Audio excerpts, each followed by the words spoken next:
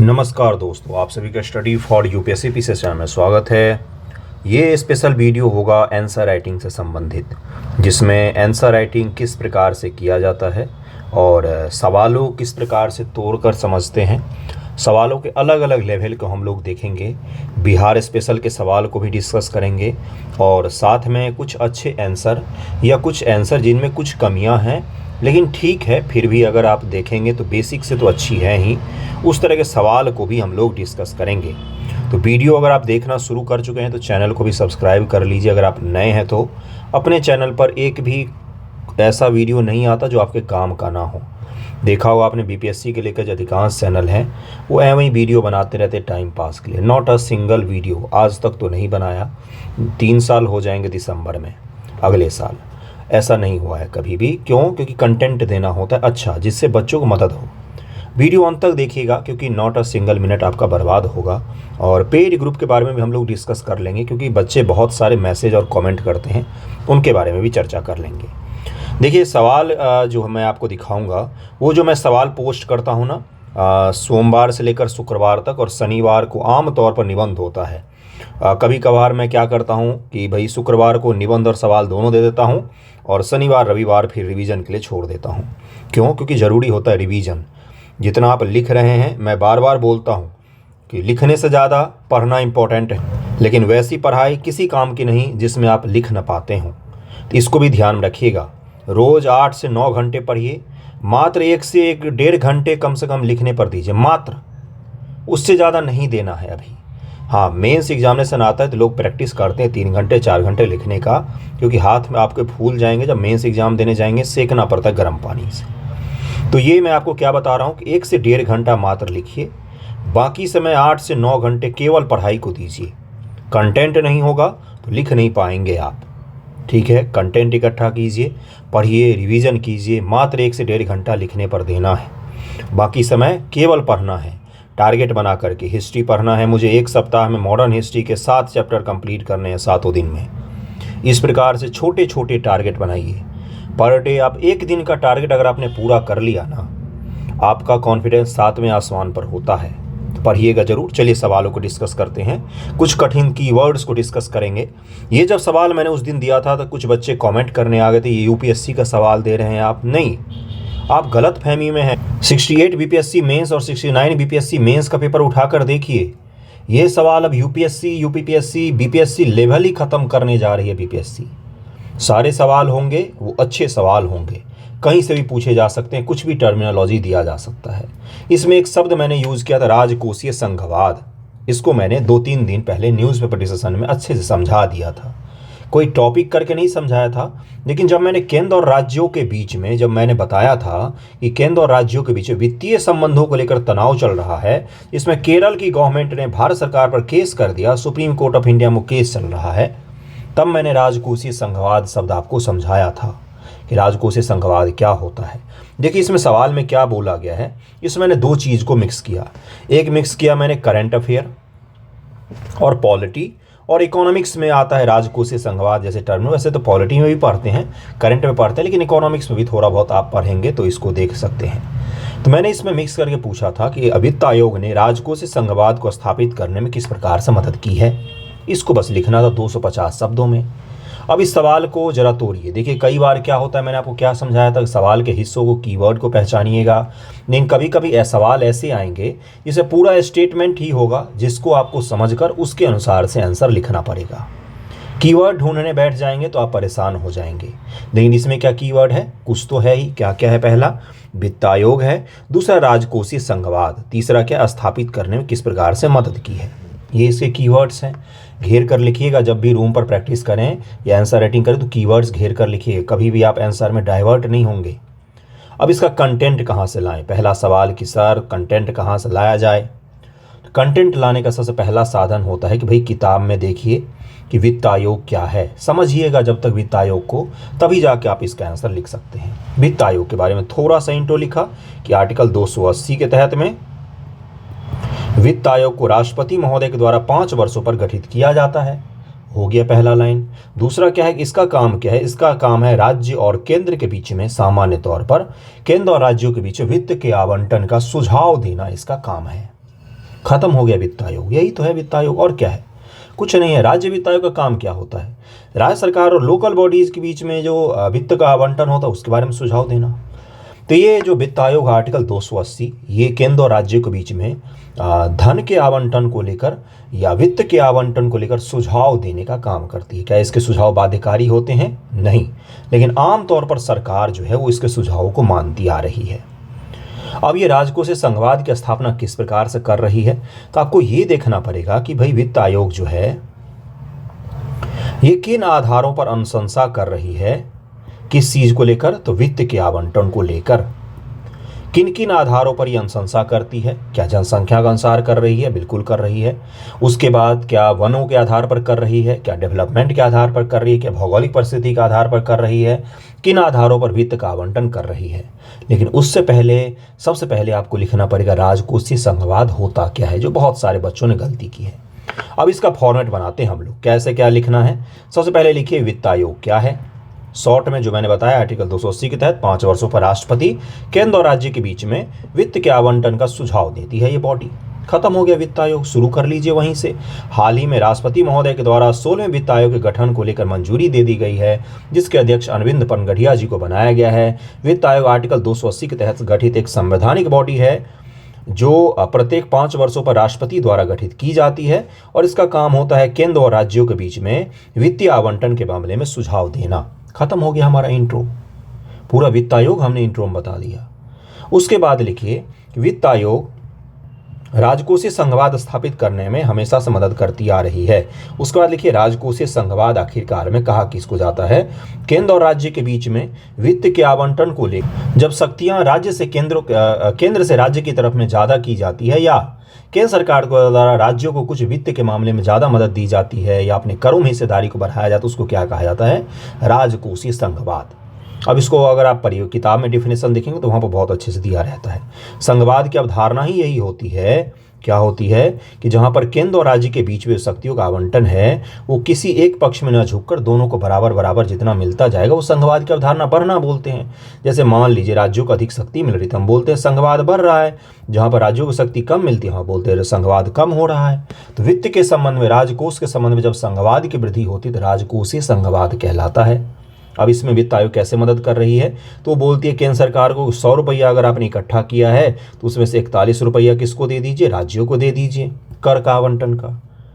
और क्या बोलता है कि नए नए अनुशंसाएं जैसे जनसंख्या के अनुरूप राज्यों को आवंटित कीजिए, वन के आधार पर राज्यों को आवंटित कीजिए, विकास के आधार पर राज्यों को आवंटित कीजिए कुछ, है ना, उनकी भौगोलिक कंडीशन के आधार पर राज्यों को कुछ वित्त आवंटित कीजिए। ये सब क्या है?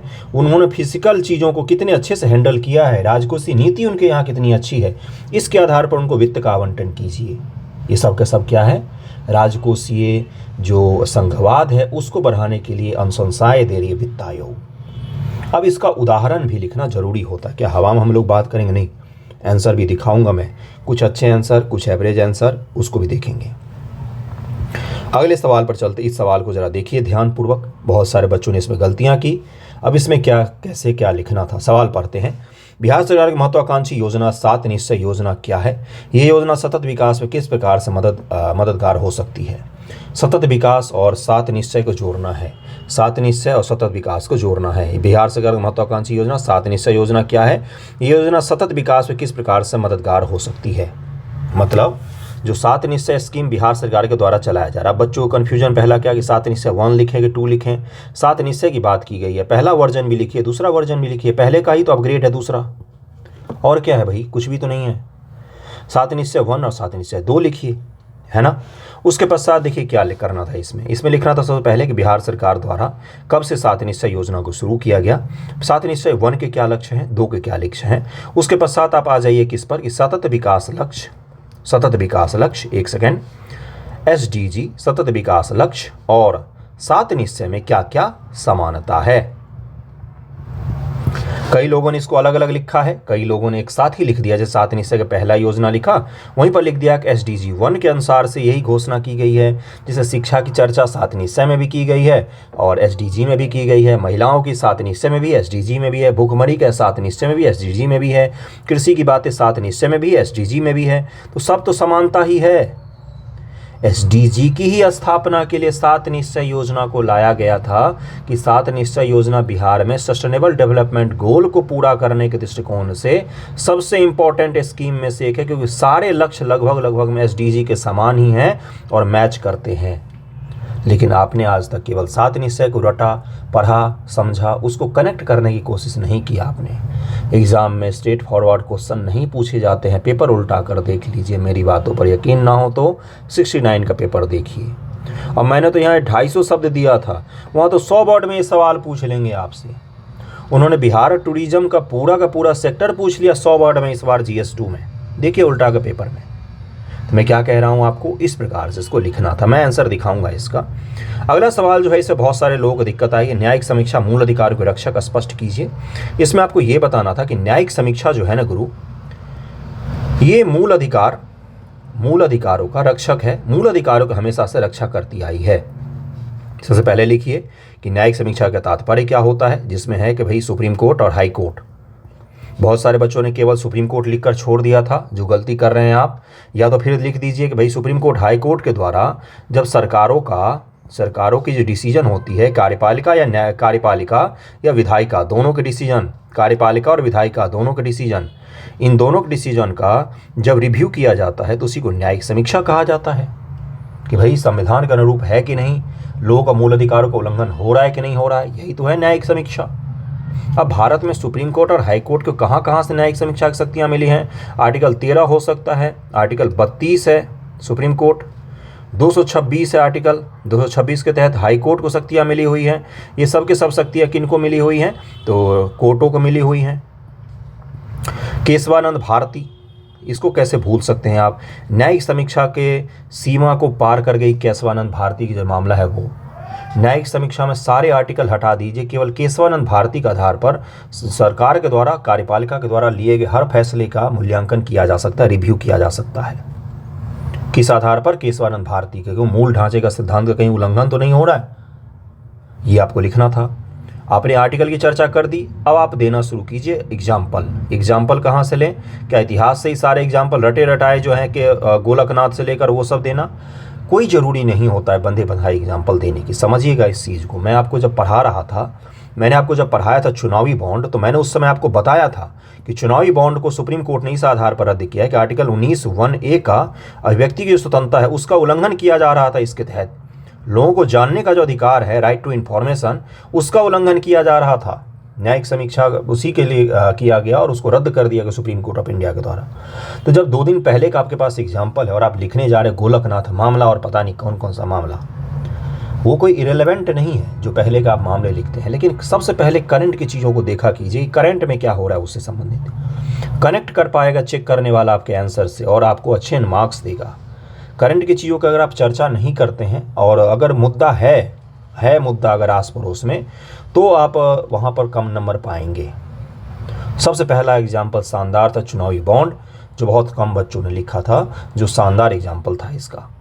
किसका? तो मूल अधिकारों का रक्षक है ये। उसके पश्चात आप अलग अलग दे सकते हैं कि भाई प्राइवेसी के मामले में सुप्रीम कोर्ट ने दिया था पुट्टुस्वामी वाद में, और क्या दिया था? समलैंगिकों के अधिकार दिए थे साथ में रहने के लिए। और कौन सा हो सकता है? जीवन मृत्यु का अधिकार जो था, और ना शानबाग का मामला जिसमें इच्छा मृत्यु की बात की गई थी। अपने यहाँ कौन सा है? पैसिव इथुनेसिया है, इच्छा मृत्यु की जो बात करते हैं हम लोग, तो उसकी भी इजाज़त दी गई थी इसमें। तो ये सब के सब क्या है? तो मूल अधिकारों की हम लोग बात कर रहे हैं, जिसमें सुप्रीम कोर्ट ने अलग अलग फैसलों के द्वारा मूल अधिकारों को बढ़ाया है या मूल अधिकारों की रक्षा की है। और आप ले लीजिए कब से, तो गोलकनाथ वाद वगैरह को भी लिखना चाहें तो लिख लीजिए, लेकिन शब्द चूंकि 100 वर्ड ही हैं, तो कोशिश कीजिए जितना करंट का आप एग्जाम्पल दें उतना अच्छा होगा आपके लिए। ठीक है, ये सवाल समझ में आ गया होगा। अगला सवाल देखिए क्या है, और बड़ा ही शानदार सवाल था। और भारत के संविधान द्वारा पंचायतों को किस उद्देश्य से गठित किया गया है? भारत के संविधान द्वारा पंचायतों को किस उद्देश्य से गठित किया गया है? संविधान ने पंचायत क्यों बनाया?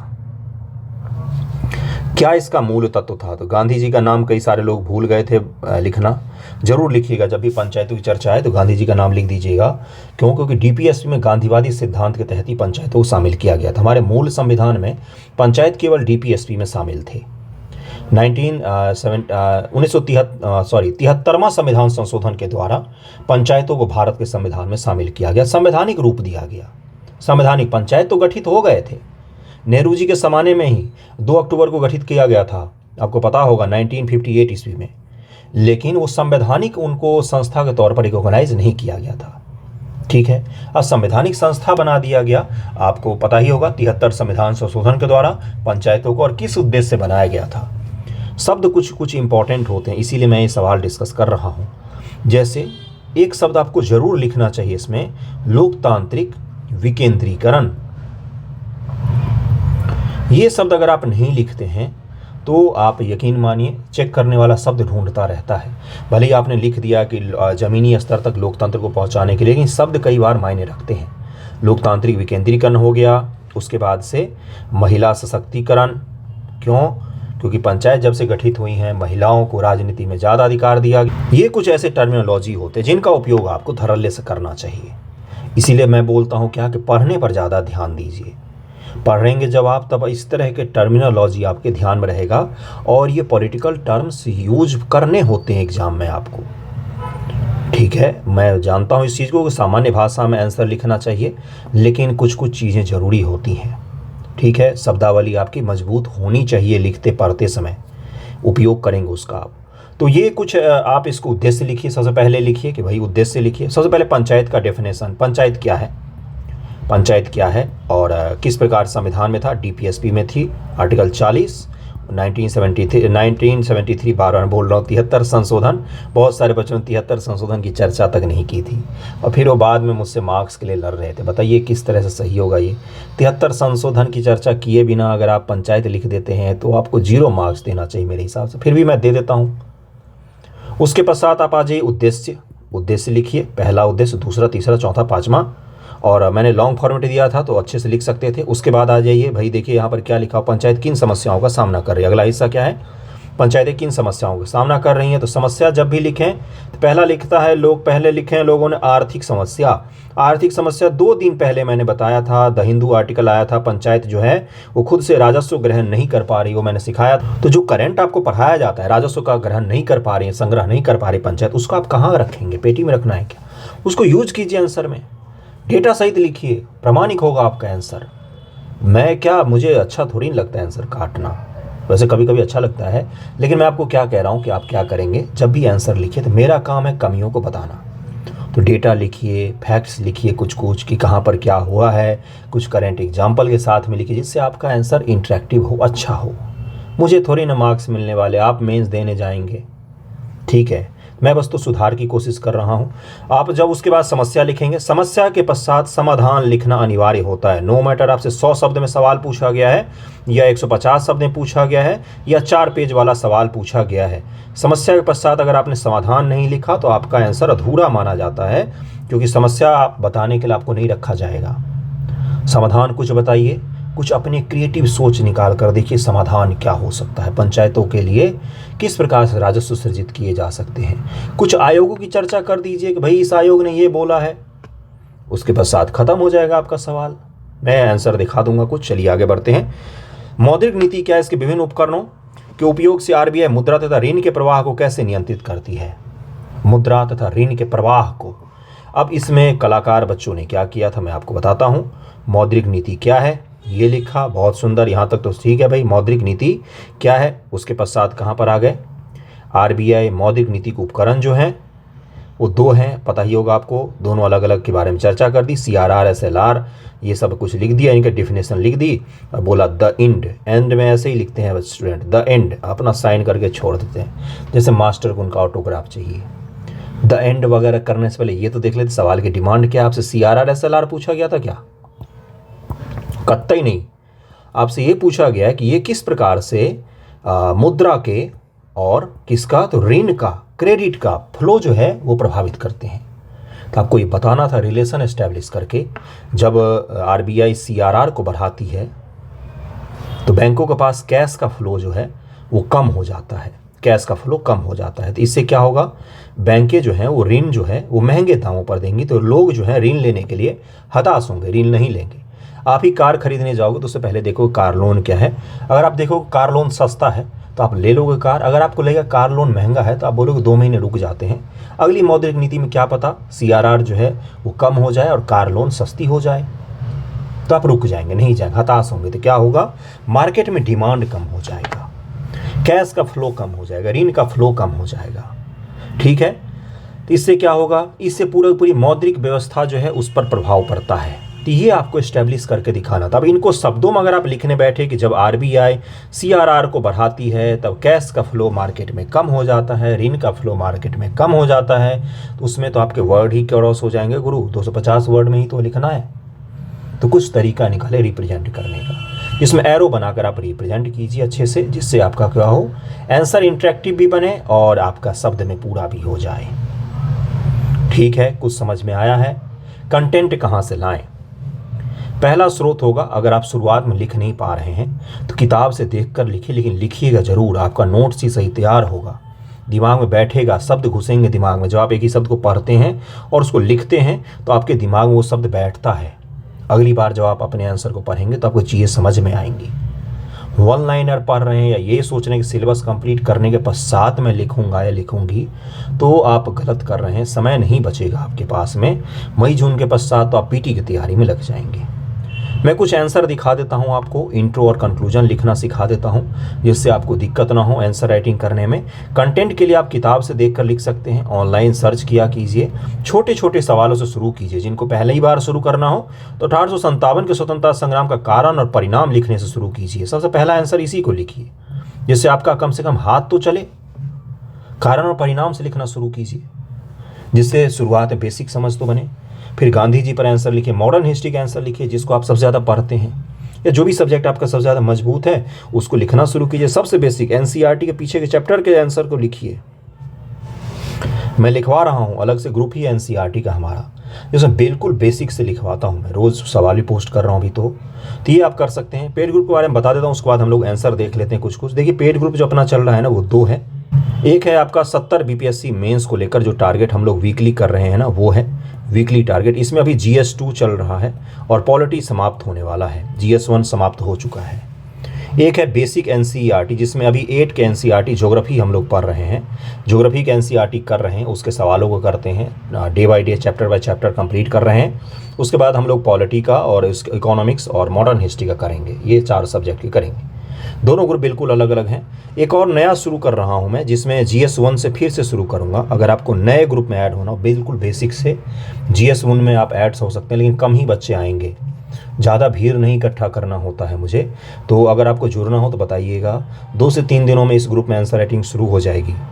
ठीक है, अगर आपको जुड़ना हो तो आप 299 यूट्यूब पर भी पे कर सकते हैं, एस्पिरेंट करके ज्वाइन कर लीजिए और उसका स्क्रीनशॉट मुझे टेलीग्राम पर भेजिएगा कम्युनिटी में जाकर, और वहाँ पर मैं आपका नाम चेक करके आपको ऐड कर दूंगा।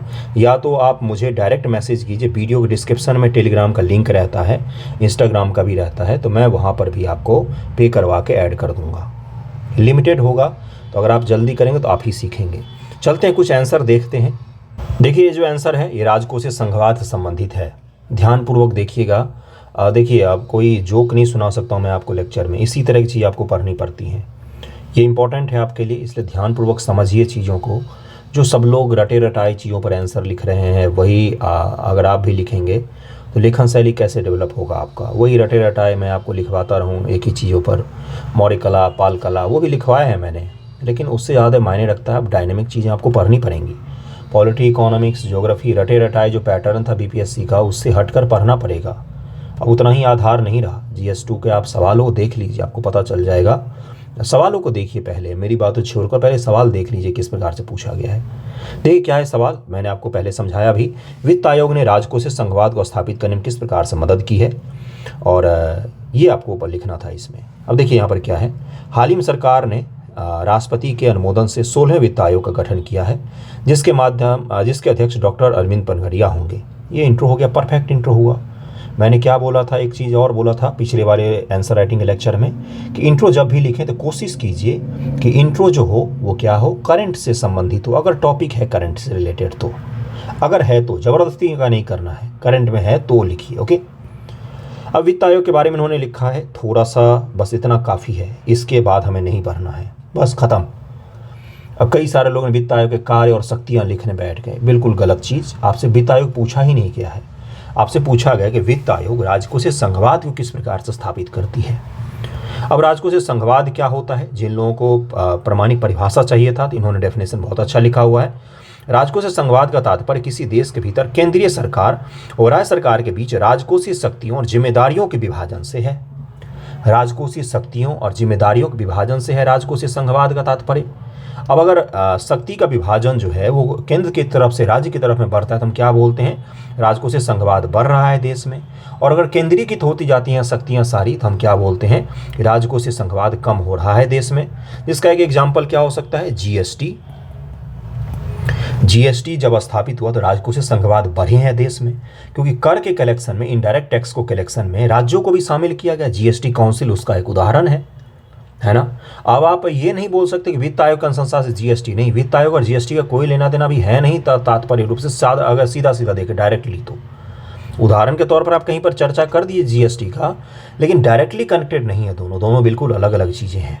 ओके, अब देखिए वित्त आयोग की भूमिका में इन्होंने क्या लिखा है, जनसंख्या किसी राज्य की व्यय आवश्यकता के उसकी जनसंख्या से दर्शाया जाता है, और क्षेत्रफल, उसके बाद से प्रति व्यक्ति आय, आर्थिक गतिविधियां, ऊर्ध्वाधर क्षैतिज वितरण, ये कुछ ऐसे तरीके हैं जिसके आधार पर क्या किया जाता है, राजकोषीय जो चीज़ें हैं उसका बंटवारा के लिए अनुशंसा करती है वित्त आयोग। अब इसमें आप एग्जाम्पल दीजिए, करंट के कुछ एग्जाम्पल देखिए कि क्या क्या हो सकते हैं। लास्ट वित्त आयोग ने जो है वो क्या क्या इसमें बोला है, अनुशंसा कितना बोला है, 41% बोला है, 42% बोला है, या कम कर दिया है, या वनों के आधार पर बढ़ा दिया है, या राज्यों की जनसंख्या के आधार पर आवंटन को बढ़ाया है, घटाया है, थोड़ा सा सर्च कर लीजिए। कुछ सफल सुझाव, अब देखिए इसमें और क्या लिख सकते हैं आप, अलग अलग अनुशंसाएं तो लिखेंगे ही, कुछ सफल सुझाव, कौन कौन से ऐसे सुझाव रहे हैं वित्त आयोग के जो वित्त आयोग ने दिया है और उस सुझाव सफल हो गए हों, भारत सरकार ने मान लिया हो और उसके द्वारा राजकोषीय संघवाद की स्थापना हो गई हो। जैसे मान लीजिए वित्त आयोग ने बोला कि 41% आवंटित कीजिए राज्यों को और केंद्र सरकार मान जाए आवंटित करने के लिए, तो वित्त आयोग की सफल अनुशंसा हो गई और इसके आधार पर राजकोषीय संघवाद आपको बढ़ता हुआ दिखेगा। तो सबसे पहले किन आधार पर वित्त आयोग आवंटित करता है, उसके पश्चात देखिए कि वित्त आयोग जो है कौन से सफल अनुशंसाएं दी हैं, कुछ उदाहरण दीजिए और एंड कर दीजिए, खत्म हो गया। कुछ बच्चों ने इसमें चुनौतियों की चर्चा भी कर दी है, तो कोई गलत नहीं है उसमें, चुनौती समाधान भी लिखा है उन लोगों ने, तो ठीक है, कोई दिक्कत नहीं है उसमें। शब्द सीमा पार किए बिना अगर आप अच्छा कंटेंट सवाल के अनुसार से लिखते हैं तो कोई उसमें आपको आंसर में कम मार्क्स नहीं मिलेंगे। हाँ, अब वित्त आयोग के और राजकोषीय संघवाद में अगर आप वित्त आयोग पूरा लिख आएंगे तो आपको मार्क्स नहीं मिलेंगे। एक ये छोटा सा आंसर है जिसमें इंट्रो आपको मैंने दिखाया, कंक्लूजन भी देख लेते हैं इसका क्या लिखा है इन्होंने। कंक्लूजन और इंट्रो अगर आप सही से समझ लेंगे तो अच्छी खासी चीज़ आपकी तैयार है। निष्कर्षतः अंतर सरकारी राजकोषीय संरचना और अर्थव्यवस्था की दक्षता में सुधार के लिए एक मार्गदर्शक रूप में वित्त आयोग की भूमिका काफ़ी महत्वपूर्ण है। इन्होंने जो भी लिखा, कारण लिखे, आवंटन के तरीके लिखे, आवंटन के कुछ उदाहरण लिखे, वो तो सही लिखा ही है। उसके साथ साथ ये भी लिख दिया है अंत में कि भाई सरकारों के स्तर पर एक सरकार से दूसरी सरकार के बीच आवंटन को लेकर वित्त आयोग की अनुशंसाएं जो होती भले कई बार मानी जाए या ना मानी जाए, लेकिन महत्वपूर्ण तो होती ही है। और राजकोषीय संघवाद में सकारात्मक भूमिका तो रही ही है, तभी इतने सालों से वित्त आयोग जो है वो चली आ रही है। ठीक है, तो आपको ये पता चल गया होगा, अच्छा आंसर था ये। कुछ कमियां भी थी लेकिन वो मैं आपको अगले आंसर में दिखाता हूँ। वैसे एक कमियां मैंने यहाँ पर लिखा हुआ है कि कुछ उदाहरण और आंकड़े भी लिखिए। आंकड़े और उदाहरण की कमी थी, बाकी इनका डेफिनेशन बहुत अच्छा था, कंक्लूजन और इंट्रो बहुत ही अच्छा था, इसलिए मुझे आपको दिखाना था ये। अगले पर चलते हैं, अगला आंसर देखिए क्या अगला है आंसर, वो है आपका 7 निश्चय से संबंधित, जिसमें मैंने आपको बोला था कि 7 निश्चय और बिहार सरकार की जो 7 निश्चय है और एसडीजी, उन दोनों में क्या समानता है उसके बारे में बोलना था कि भाई 7 निश्चय एसडीजी के लक्ष्यों को पूरा करने में मददगार हो रही है कैसे, ये पूछा गया था आपसे। इसका इन्होंने इंट्रो लिखा है और लिखने का तरीका बहुत सारे बच्चों ने अपनाया था, कोई इन्हीं का नहीं है, बहुत सारे स्टूडेंट हैं जिनको अच्छे मार्क्स दिए मैंने, उसमें काफ़ी बच्चों ने अच्छे आंसर लिखे हैं। अब देखिए यहाँ पर लिखा हुआ है 7 निश्चय 1 और 7 निश्चय 2 को इन्होंने लिख दिया, उसके लक्ष्यों को लिख दिया। और लक्ष्यों को लिखने के बाद यहाँ पर आ जाइए कि सतत विकास और जो लक्ष्य है और बिहार का जो 7 निश्चय उसमें क्या क्या समानता है, इन्होंने एसडीजी एक एक करके चर्चा करते गए और उसके बाद से 7 निश्चय के पॉइंट उसमें जोड़ते चले गए हैं। एसडीजी 4, एसडीजी 3 बेहतर स्वास्थ्य, तो 7 निश्चय में भी बेहतर स्वास्थ्य की बात की गई है। एसडीजी 4 है गुणवत्तापूर्ण शिक्षा, तो इसमें भी है आर्थिक हल युवाओं को बल, जिसमें स्टूडेंट क्रेडिट कार्ड, कुशल युवा प्रोग्राम, बेरोजगारी भत्ता और अच्छी शिक्षा की हम लोग बात करते हैं 7 निश्चय में। उसके अलावा लैंगिक समानता की बात हम लोगों ने एसडीजी में भी किया हुआ है, सस्टेनेबल डेवलपमेंट गोल में भी है और किस में रखा गया है। और 7 निश्चय 1 और 2 दोनों में था भाई महिलाओं को रोजगार, सरकारी नौकरियों में आरक्षण, महिला सशक्तिकरण, इसकी चर्चा दोनों जगहों पर की गई है।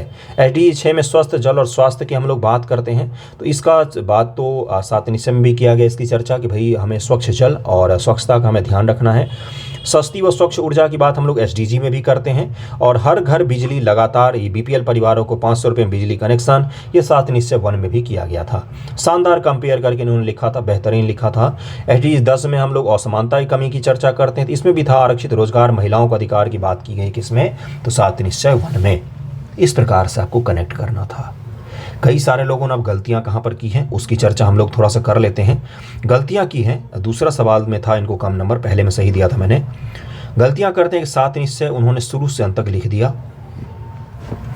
अंत में कंक्लूजन में लिखते हैं कि 7 निश्चय, अतः 7 निश्चय क्या कर रही है, तो SDG की जो लक्ष्य हैं उसके अनुरूप बनाया गया है। ये नहीं होता है, SDG के लक्ष्य से आपको जोड़ जोड़ कर पॉइंट को लिखना पड़ेगा। कुछ इसमें रैंकिंग की चर्चा जरूर कीजिए कि SDG रैंक में बिहार कहाँ पर है, क्योंकि नीति आयोग SDG रैंकिंग निकालती है। 7 निश्चय मदद कर रही है, इसके हिसाब से भी आपको दिखाना पड़ेगा कि भाई इस प्रकार से मदद कर रही है। तो अगर आप ये गलती कर रहे हैं, और एक गलती कर रहे हैं बच्चे, क्या गलती कर रहे हैं, पहले 7 निश्चय लिखा, उसके पश्चात फिर SDG पूरा लिख दिया, 14 के 14 गोल। ये तो नहीं पूछा गया था आपसे, SDG तो पूछा ही नहीं गया है आपको। 7 निश्चय और SDG में समानता पूछा गया है। अगर सबसे आसान भाषा में सवाल समझे तो समानता अगर आप नहीं लिखेंगे तब तो सवाल के अनुसार डिमांड आप पूरा ही नहीं कर रहे हैं, आपको मार्क्स नहीं मिलेगा। मैंने तो दिए भी हैं मार्क्स, लेकिन एग्जाम में आपको नहीं मिलेगा। तो इसको जरूर ध्यान रखिएगा कि सवाल के डिमांड में क्या है और आप क्या लिख रहे हैं, बहुत अच्छे से ध्यान रखिएगा। लिखिए, अभी समय है लिखने का। अभी अगर आप चूक गए तो फिर तो आपके हाथ से निकल जाएगा समय, मई जून के पश्चात तो सब लोग PT में लग जाएंगे।